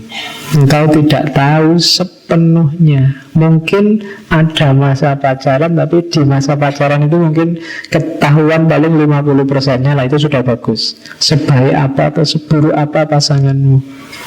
Ya contohnya nggak harus selalu jelek. Mungkin zaman pacaran dia khawatir dianggap nggak gaul, terus digaul-gaulkan. Begitu nikah, wah ternyata solehnya luar biasa. Kamu kaget, aduh. Ya, terus kamu minder. Tidak usah kaget. Ya, seperti itu karakternya nanti. Jadi, kalau memang cintamu sejati, tidak bersyarat, itulah tantangan, itulah perjuangan. Seperti katanya Jalaluddin Rumi, seperti petunjuknya Nietzsche tadi. Seperti apapun pasanganmu, tantangan. Bukan tantangan untuk mengubah dia, tapi tantangan untuk membuatmu semakin baik, semakin berkualitas. Jadi membuatmu jadi orang yang lebih baik. Jadi apapun besok yang kamu temui, rumusnya itu dalam journey-mu mengarungi pernikahan. Ingat-ingat hidupmu berdua, bahagia sedihmu tergantung berdua.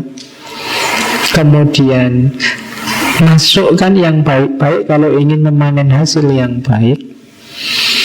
Kemudian yang kamu nikahi itu manusia biasa, yang bisa juga keliru, bisa salah, bisa berdosa. Jangan overestimate, juga jangan underestimate. Dan yang terakhir ya, kita menikah itu tidak selalu pas cocok dengan keinginan kita. Pasti ada kurang-kurangnya, pasti ada meleset-melesetnya, itu biasa. Atau jangan-jangan malah lebihnya banyak. Biasa saja, nikmati perjalananmu. Makanya tadi justru perfect couple itu bukan karena dua pasangan sama-sama sempurna, tapi dua pasangan yang bisa menikmati kekurangan dan perbedaan. Di situ kuncinya hidup bahagia. Oke, ini saya ingin menasehati ini juga, karena kelihatannya belakangan menggejala banyak. Premarital sex, sengaja nggak saya terjemah biar kamu agak mikir.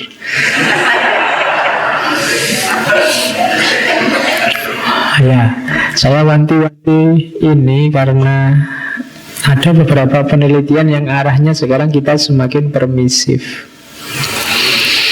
Teknologi juga banyak mendukung untuk meminimalkan resiko ini. Jadi hati-hati, ada banyak sisi yang coba berpikir lebih panjang sebelum melakukan ini. Jadi yang pertama Pak, ingatlah yang pertama, kalau ini kalian lakukan, it breaks God's laws and dishonors Him. Ini mengkhianati Tuhan, tidak menghargai. Jadi tidak menjalankan pesan-pesannya. Dan jangan salah, we never win by dishonoring God. Hidup kita tidak akan bahagia, kamu tidak akan menang, tidak akan jaya dalam hidupmu dengan tidak menghargai Tuhan. Jadi kadang-kadang kamu alasan, Allah gampang Pak, kita tobat nanti beres. Iya, kalau rumusmu itu berarti kamu tidak menghargai Tuhan, kamu menyepelekan Tuhan, dan kamu tidak akan bahagia dengan menyepelekan Tuhan. Jadi kalau mau ke sana, ingat-ingat ini yang pertama, kamu sedang mengkhianati Tuhan, kamu sedang tidak menghargai Tuhan, tidak menghargai Allah, dan hidupmu tidak akan bahagia, tidak akan menang, tidak akan sukses dengan tidak menghargai Allah. Yang kedua, ingat-ingat ini juga, bahwa engkau sedang melecehkan, engkau sedang menyingkirkan, engkau sedang mencuekin nilai-nilai yang dibangun oleh masyarakatmu, oleh keluargamu, hanya demi nafsumu. Yang kedua, ingat-ingat ini. Jadi yang pertama, engkau sedang merendahkan Tuhan, tidak menghargainya. Yang kedua, engkau sedang menghancurkan masyarakatmu, menghancurkan keluarga orang tuamu. Itu yang kedua. Ingat-ingat ini.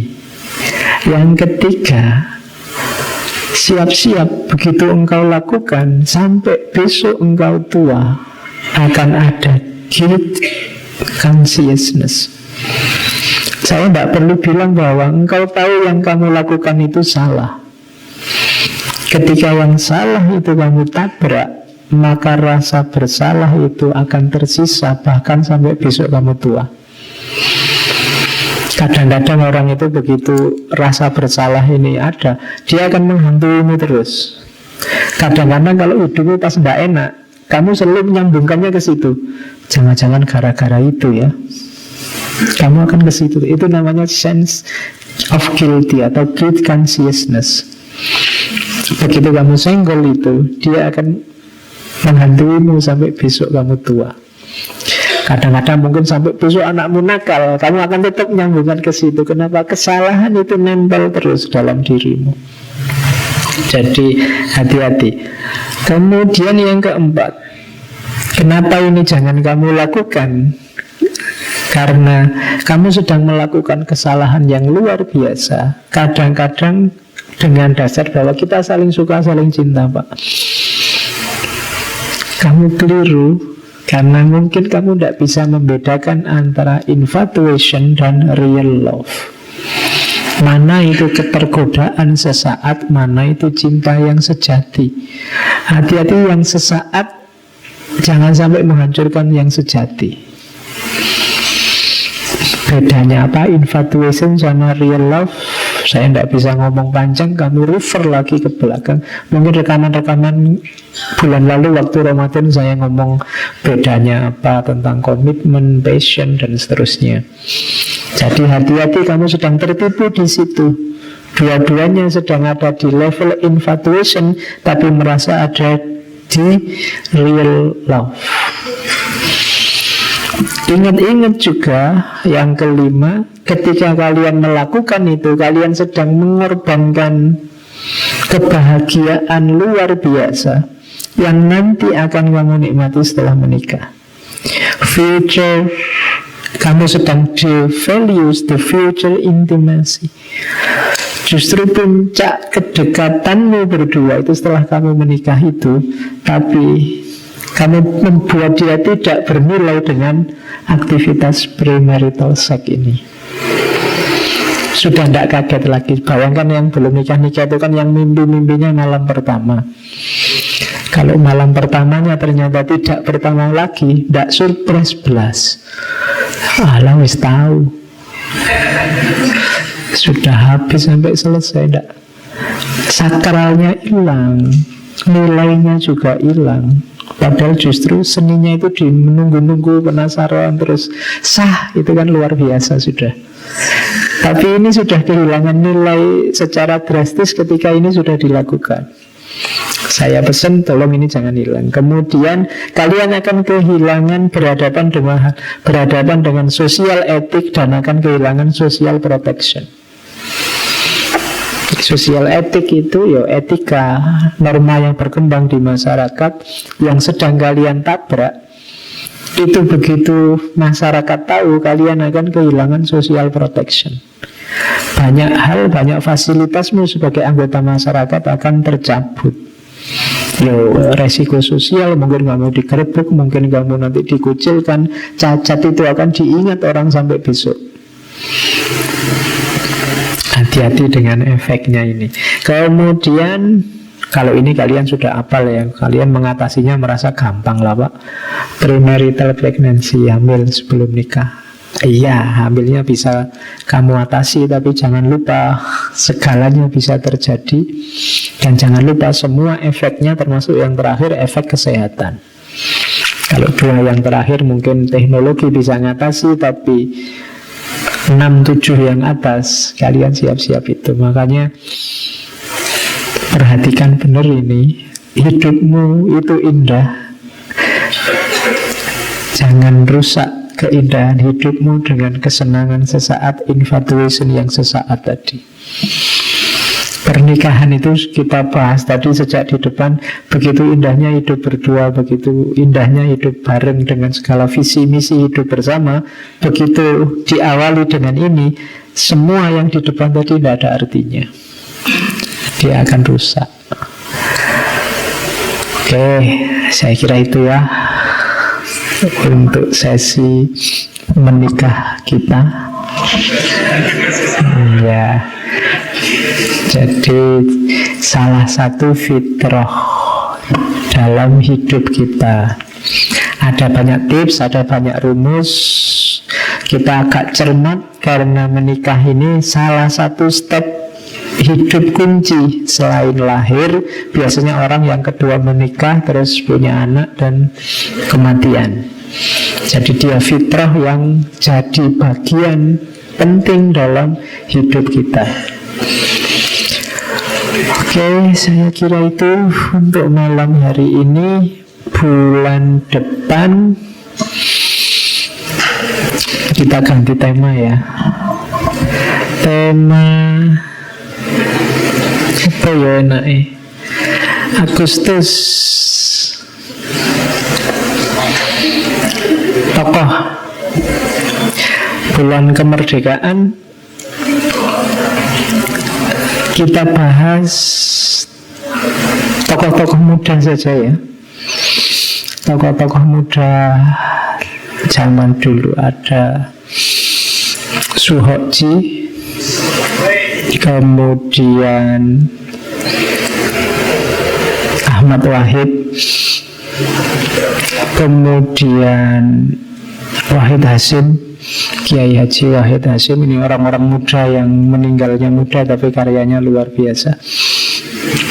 Satu lagi siapa? Khairil Anwar. Oke, biar ada bau kemerdekaannya ya. Jadi bulan depan kita lihat gagasan-gagasan mereka. Siapa tahu yang muda-muda jadi tambah semangat. Ya versi ngaji filsafat tentunya ya. Yang punya harapan lebih macam-macam ya monggo. Pokoknya gaya kita aja, kita bahas santai-santai aja. Kita cari yang manfaat untuk kehidupan kita. Oke, saya kira itu untuk malam hari ini. Kurang lebihnya mohon maaf. Wallahu muwaffiq, wallahu a'lam bissawab. Wassalamualaikum warahmatullahi wabarakatuh.